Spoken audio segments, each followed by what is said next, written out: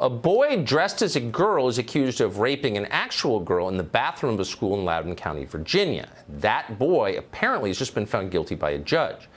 The father of the girl who says she was raped is called Scott Smith, and he said he plans to file a lawsuit against the school system over this, and that can't come too soon.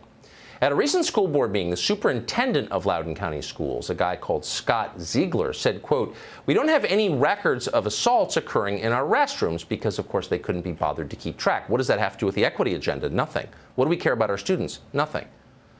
So students walked out of school today in Loudoun County to protest. Luke Rosiak is with the Daily Wire. He broke this story and deserves the credit for it. He joins us tonight with an update. Luke, thanks so much for coming on. Everything about this story is stomach-turning. Tell us where we are tonight, please. Well, yesterday the kid was convicted in court of both assaults. The first one that happened in a bathroom where he was convicted of rape. And then the second one where the school didn't tell anyone it had happened, transferred him to a different school, and he was arrested in October 6th. So, you know, I broke that story on your show a couple weeks ago and in the Daily Wire, and most of the media largely ignored it because they said it was unsubstantiated. 2 days ago, Barack Obama alluded to it while campaigning with Terry McAuliffe, calling it phony right-wing outrage. Yesterday, everything was substantiated in court, including a bizarre detail that the fact that this kid was wearing a skirt is actually central to his defense.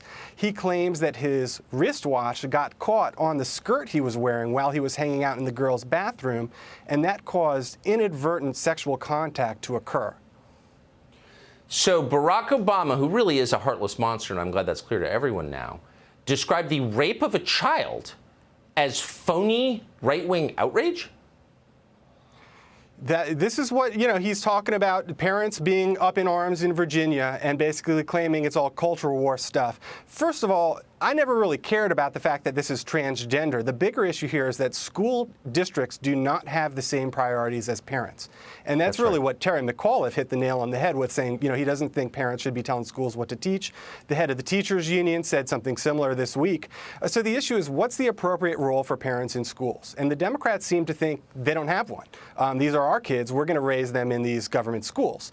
The problem is the main case study that they had for this Parents Are Bad movement, it turned out to be a total hoax. I mean, this guy who was arrested, and, you know, he looks like a blue-collar guy. He's angry at school board meeting. They thought he was a bigot. Maybe he was opposed to masks.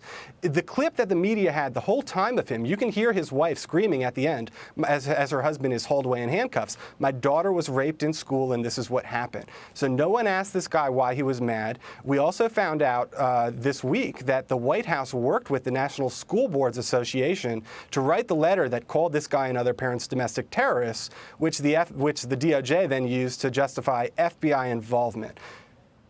Yeah, so your daughter gets raped in a school bathroom, the school doesn't care or even keep track of the rape, and then you get denounced by the president and the DOJ as a domestic terrorist for complaining about it. It really does tell you everything, and we wouldn't know this without your reporting. Luke Rosiak, thank you. Thank you.